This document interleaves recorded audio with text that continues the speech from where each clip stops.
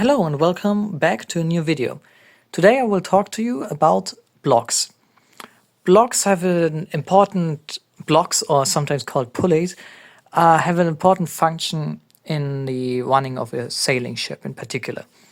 Here you can see, for example, blocks being utilized in the running rigging to set the angle of this yardarm. As you can see, when I pull on this string alone, the entire system consisting of 4 blocks gets adjusted. Blocks have two functions. Firstly, this adjustment can be done from a rope down here at the bottom. It could be tied down at this place, for example. So you don't actually need a bunch of people up here standing around moving this, but also the amplification of force. In this model that isn't as well shown, so I made a different model up here. Sharpen you fuck. As you can see, I'm using a so-called double block. This double block has 2 rails and 2 single blocks at the bottom. I have a weight of 4 of these metal weights and 1 on here, and with just barely any force pulling on this, I can move this entire thing. And here I have to pull quite a lot to get this weight to move whatsoever. Here we can see an amplification of force, but which, since we can't create energy, it means that this here has to move 3 times as much than this, but we get 3 times as much force. So that's the 2 functions: redirection of attack of force and amplification. So now, what options do you have if you want to build a ship? You can buy pre-made blocks. Here, for example, are little wooden ones that I used for this boat. There are also plastic ones, which may have a bit more detail. And that's what this video is mostly about, you can make them yourselves. In this model, I made them myself.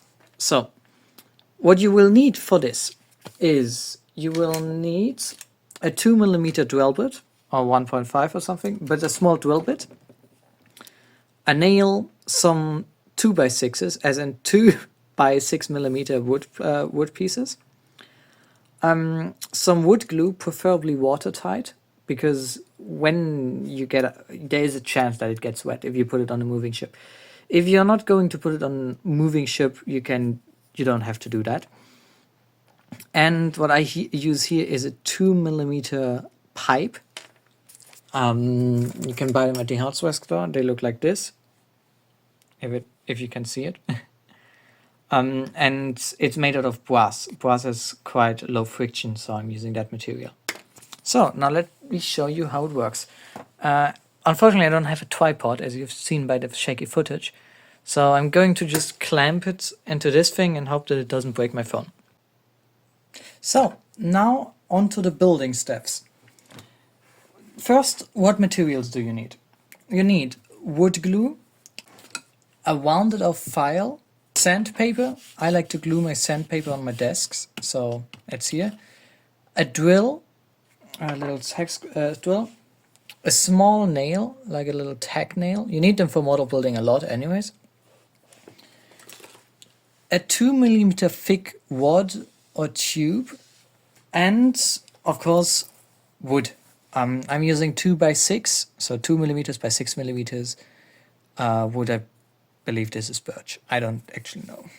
So, step 1, get your wood and clean it up.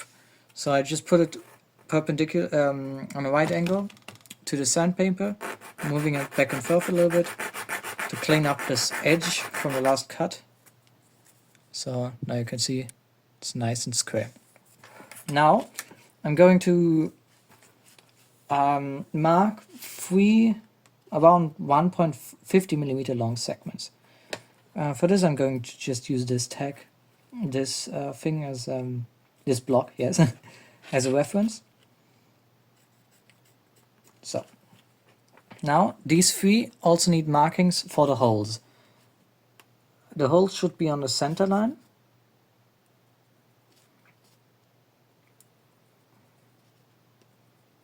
And don't put it too close to the cut, because then, yeah, we later have to clean up the cut, so we will lose a little bit of material there. I'm using now the 2mm drill bit on this beautiful hand cranked drill to drill out those holes. It's most important thing is that they are in the center. How well they are, not that important, but they should be as close to the center as possible. So the first one already kind of fucked up. Oh yeah, actually you can just mark them. I forgot that that's a possibility. So use a nail or drill bit or something. A screw. Tap it with a hammer. Then your drill doesn't wander that much. Yeah, totally forgot that that's an option. So yeah, 1 hole, 2 holes, 3 holes. Nice.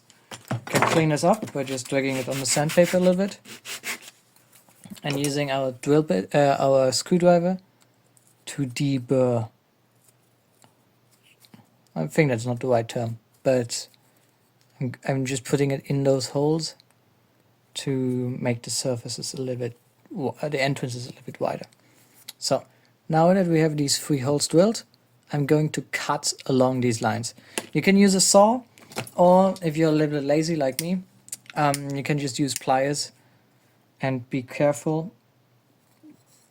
Saws give you a little bit more precision, of course, and the pliers do need some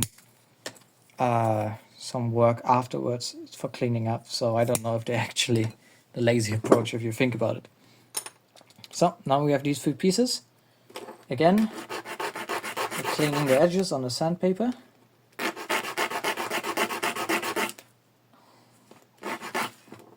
In this step we can also adjust them to be around the same length and proportions. If you find that your blocks all are kind of different sizes, and you need a cheap excuse, we can say that you're building a ship in the pre-industrial era, where a lot of or you're just going with blocks that were made on ship, on board, which happens a lot. Like the ship carpenter would spend a lot of their time building blocks for the ship. So yeah, that would be 2 convenient excuses that I would use. And you can see I kind of failed to drill the holes in the middle.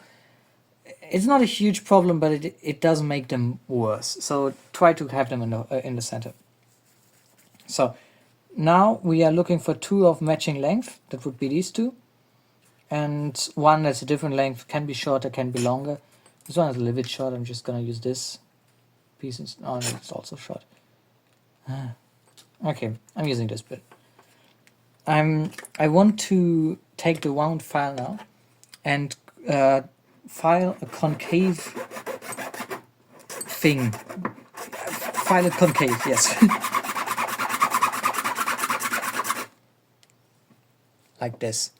This is later where the string or the rope can stay in. It gives it just a little bit more space. It's not a necessary step, but it's just something I found out to make it a little bit more easy running. Now, we will take a little bit of wood glue, not too much, just a dab. It's actually already too much. Put it on all the little sides. This thing, the center, gets put on here, and this on here. Now, before it dries, we will take our brass or our wad, our axle, so to speak, and we will put it through here. And that's the way that we can make sure that everything aligns. And since this is so small, we don't need much clamping pressure. You can just use like a little clothes hanger thingy clamp. And now it looks like this. If you're making a lot of them, and for a big ship you may want to, this would be a good time to just put this by side and make more. So I will see you later when it's done and dried. Okay, it has now dried a little bit. So I'm taking a metal saw, but again you can use anything else, to cut the excess pipe. I'm pushing down one side so it's flush. It doesn't have to be completely flush, we can sand it down later. And now I'm just taking the saw and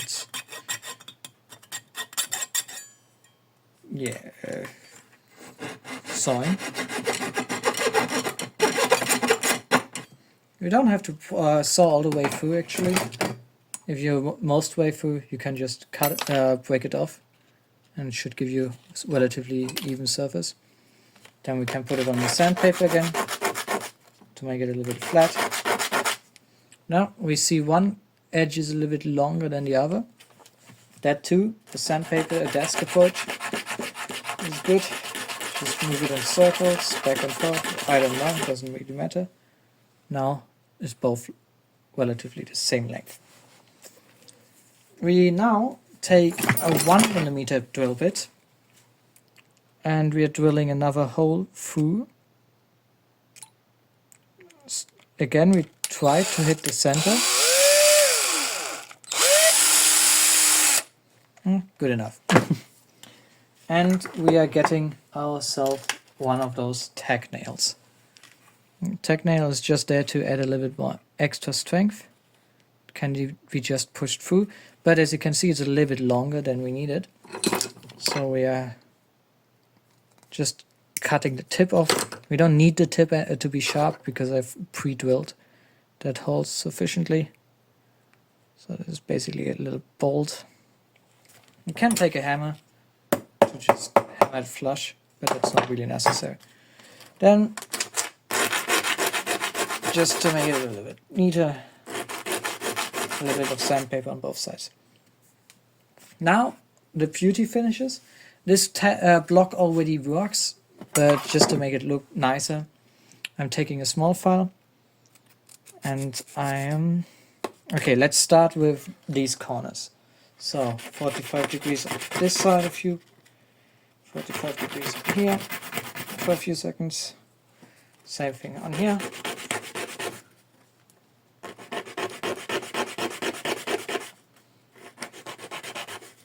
Then just rounding it off.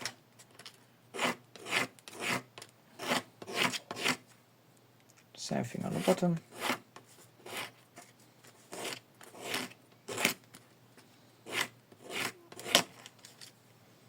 Now it looks something like this. I can break the edges as well. This side. This doesn't add any functionality, it just makes it look a little bit better later on. Actually, it may reduce the risk of entanglement, but I'm not too sure about that. Now, since this side is much longer than this side, I'm actually taking the saw to it, just to make it look a little bit more symmetrical. Again, not strictly necessary, just a cosmetic thing. But as I said in my last video, cosmetics are to be considered, because they don't, like, we make ships, like little model ships, so they look pretty. Like, it's important to look good. It's the only... Honestly, that's the only thing. Just having fun and maybe getting a pretty little thing out of it in the end. So might as well just try to connect these two things. So continuing to break those edges. Now this is actually slightly functional. I take the file in here and I'm just cutting a little bit of a V in here, just making the inside edges smooth as well, so the string won't get what's it called? So there's ropes that go through it, you don't get it tangled, right? So you can see it's a little bit of a V now, not much, but we don't need much. So, and that's basically it. That's our completed block. You can now paint it, for example, or put a little bit of yeah, or linseed oil on it. I don't matter. It doesn't really matter. And now it's just a process of mass manufacturing them. Depending on the type of ship you want to make, you may need yeah, dozens or hundreds. I believe HMS Victory had like 600 blocks or something. I need to fact check that, but yeah, just reproduce that process, and yeah, that's our little block.